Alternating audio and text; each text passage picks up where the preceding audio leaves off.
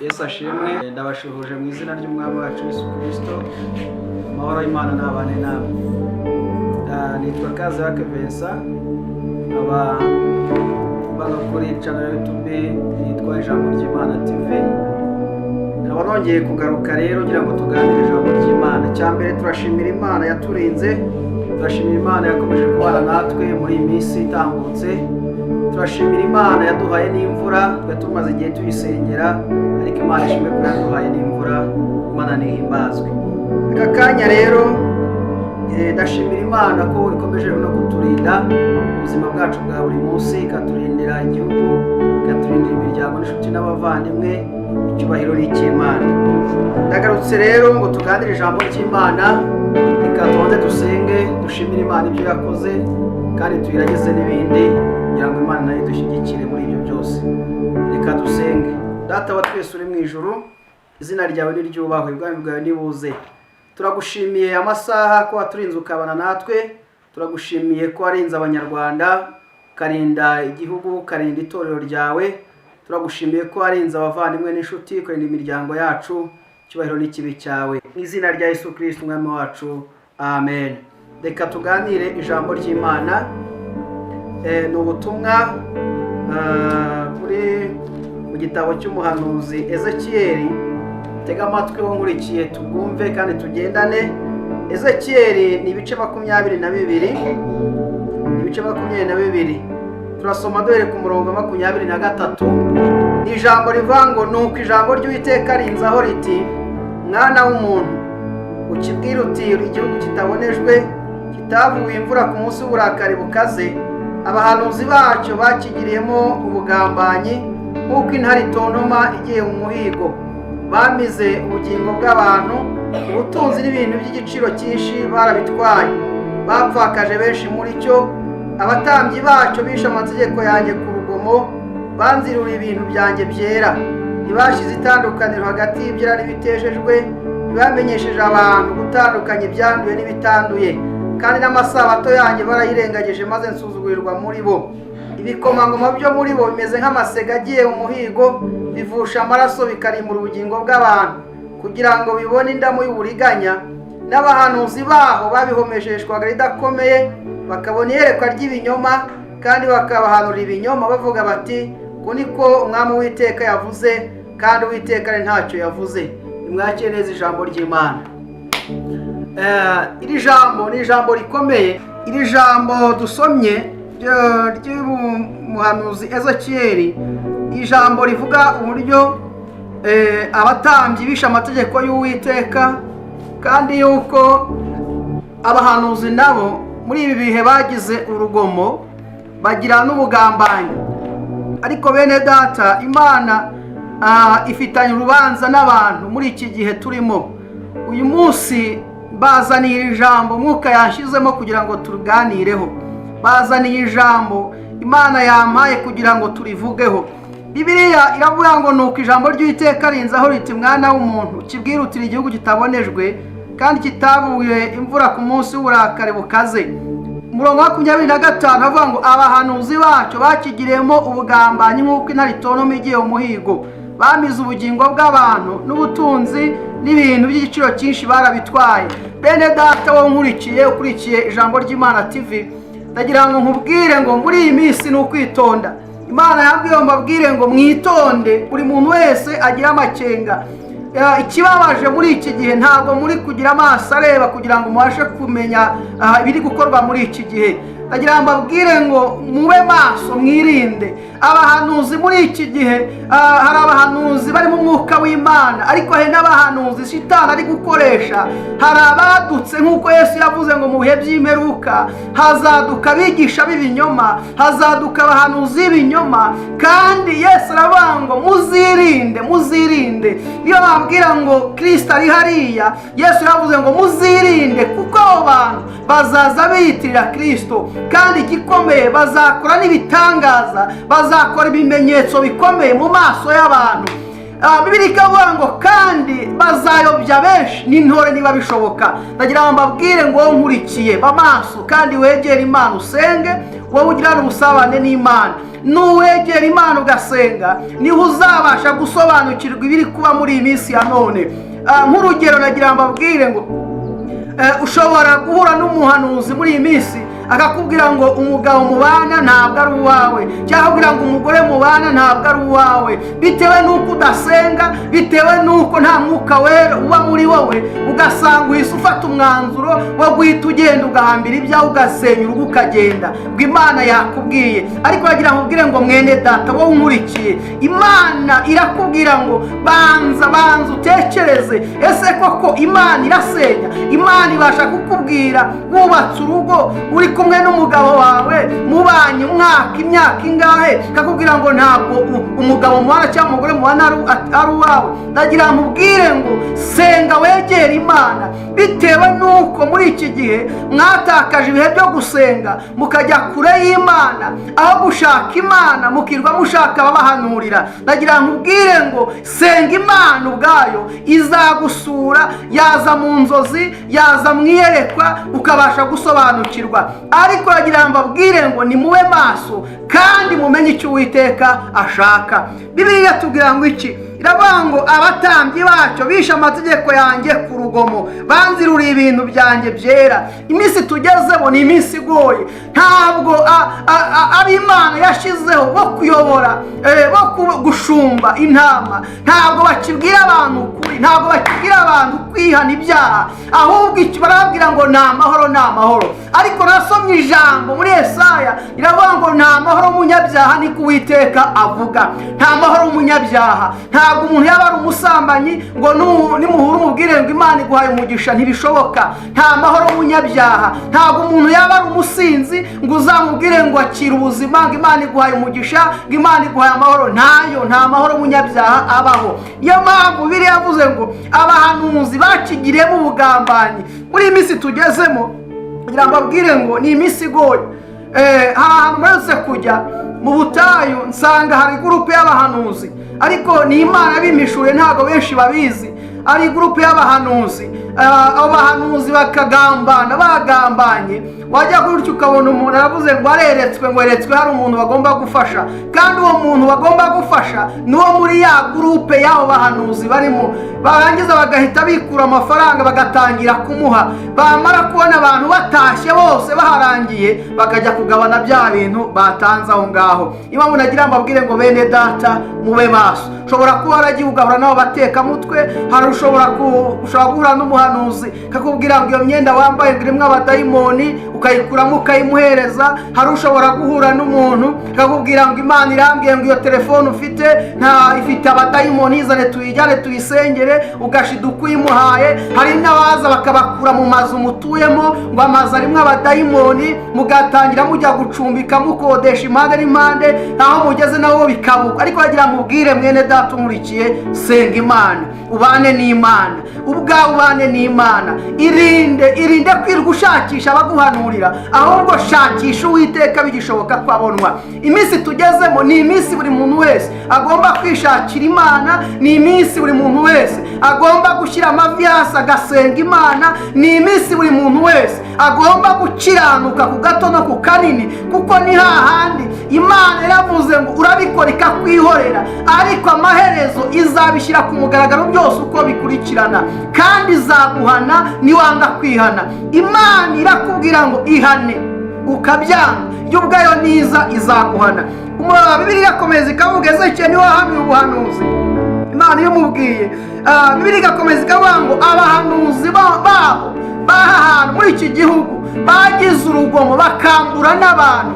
Bene data, ushobora kuba unkurikiye warambuwe, warahuye n'abatekamutwe. Hari abantu benshi bari gutuma abantu batubaha Imana. Hari abantu benshi batumye abantu batakaza icyizere bari bafitiye Imana, bakirwa bavuga ngo nta muhanuzi ukibaho, ngo nta muntu wizerwa ukibaho, bitewe n'uko barahuye n'aba bantu bakagutekera umutwe. Ariko abahanuzi b'Uwiteka baracyariho, abariho mu mwuka w'Imana baracyahari. Niba warahuye n'abagutekera umutwe rero reka guca iteka, ahubwo ab'Uwiteka baracyariho. Kandi icyo Imana yaduhamagariye ni ukugira abantu bakihana bakava mu byaha. Nawe ubwawe urabizi ko wasambanye, urabizi yuko uri umugome, urabizi yuko uri umurozi, warangiza ukajya gushaka abaguhanurira. Nagira nkubwire ngo nawe umutima wawe urakurega kandi uragucira urubanza. Garukira aho ngaho, ubaha Imana, ugarukira Uwiteka.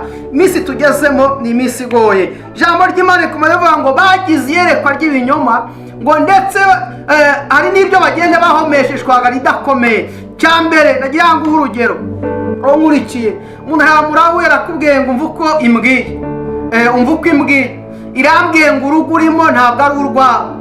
Ese ubundi ninya kubwiye ubundi? Ntubizi niba ari dayimoni avuze, ntubizi niba ari shitani avuze, wowe uragiye uhise ushyira mu bikorwa ibyo akubwiye.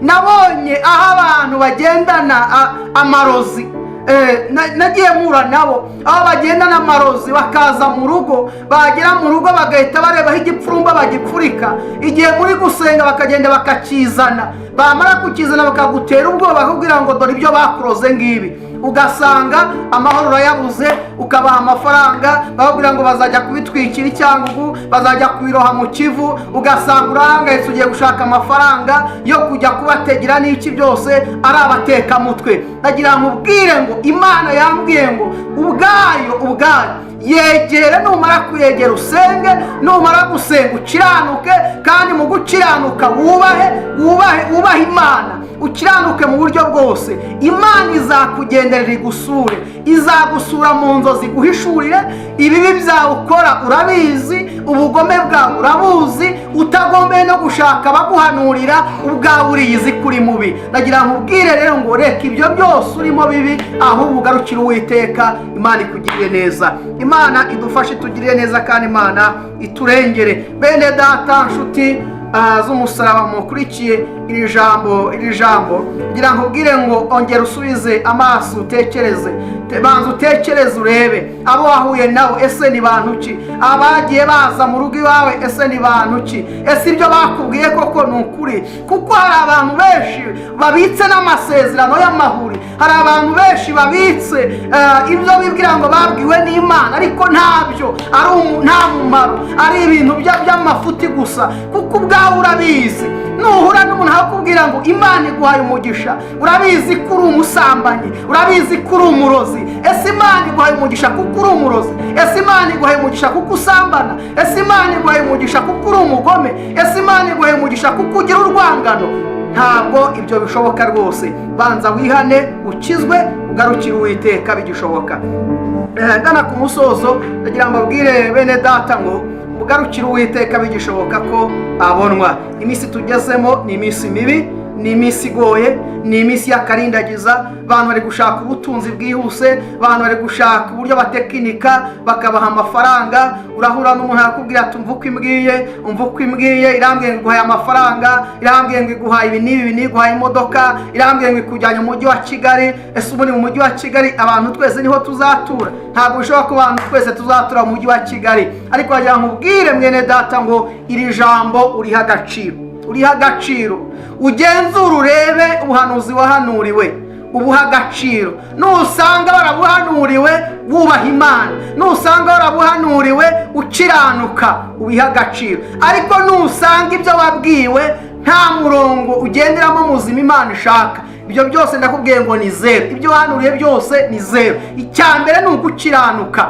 Ntabwo Imana yafata ibyo kurya by'abana bayo ngo nirangiza ibijugunyira imbwa. Niko Yesu yavuze. Ntabwo ijambo, haleluya, ntabwo Imana ishobora gufata amasezerano y'abantu bubasha Imana ngo nirangiza iyahe wowe wirirwa urara mu kabari ujyana abagore b'abandi. Ntabwo yafata amasezerano y'abayubashe ngo nirangiza iyahe umuntu urara ajya mu bapfumu, ajya kuraguza, ajya kwicisha mwene se, ajya kurogesha mugenzi we. Ntabwo bishoboka. Cyambere garukira Uwiteka, nurangiza wihane, ibyo byaha byawe ubyihane, Yesu abone kuvugana nawe, Yesu abone gukorera muri wowe, naho ibindi byose murishuka. Icyambere ni ukubaha Imana, ubundi ugatunganya ibidatunganye. Niko Yesu yavuze ngo yewe mwana w'umuntu, yakumenyesheje icyiza icyo ari cyo, va mu byaha byawe nurangiza Yesu ature muri wowe. Mwibuke na Zakayo ubwo yashaka kureba Yesu, yuriye umuvumu ngo yurira igiti cy'umuvumu, arangije ngo agira ngo arebe Yesu, arangije ngo Yesu aritegereza avango Zakayo, ururuka vuba kuko uyu munsi nkwiriye kurara iwawe. Ngo arangije Yesu aragenda ajya kurara kwa Zakayo, ngo Zakayo amwakira neza anezerewe. Turashimira Imana, iyo wemereye Yesu akazi wawe, Yesu araza. Ariko iyo utamuhaye karibu cyangwa ukagira aho umuhisha cyangwa ukagira icyuma umukinga, ndagira ngo ubwire ngo ufata ku mwako. Kandi ndagira ngo abwire bene data, gukizwa neza bizana umugisha, ariko gukizwa nabi bitera umwako. Gukizwa nabi bitera umwako. Wowe unkurikiye, kizwa neza. Kizwa neza, nukizwa nabi uzahura n'umwako. Imana iduhana umugisha. Kandi ndagira ngo abwire ngo mwumve neza ijambo ry'Imana. Uyu munsi ni iri jambo Umwuka yampaye kugira ngo turiganireho. Niba wagenda gutekinika nawe uri umuhanuzi unkurikiye, ukaba wagenda gutekinika wishakira amafaranga, wishakira indamu, tangira nawe ugabanye, kuko igihano cy'Uwiteka kiraje kandi inkoni y'Imana izaza. Ndagira ngo abwire ngo mutunganye ibidatunganye, mwisuzume, mwikontorore, nimuragiza mwubaha Imana, muyikorere nk'uko ishaka. Hari abantu benshi bagiye biyogomoka ku Mana, bavanga Imana n'ababeshye, ngo Imana ni inyabinyoma, ngo Imana ni ingome. Ntabwo Imana ibeshya, ntabwo Imana ari ingome. Imana ibyo ivuze irabisohoza. Imana iyo igusezeranije ibintu irabikora. Abategereje rero bagaheba, ndagira ngo abwire ngo genzura urebe ko ibyo wahanuriwe ari ukuri. Niba ari ukuri urabimenya bitewe n'uko wari uhagaze icyo gihe ubibwirwa, niba kandi ari n'ibinyoma nabwo urabimenya. Ikindi cyitonderwa, ni gute wazana umuhanuzi wawe ukamuha amafaranga ukamwishyura? Ni gute atazaguhanurira iby'umugisha? Ni gute atazaguhanurira ibyiza? Ni gute atazaguhanurira imodoka? Ni gute atazaguhanurira ko ugiye muri Amerika?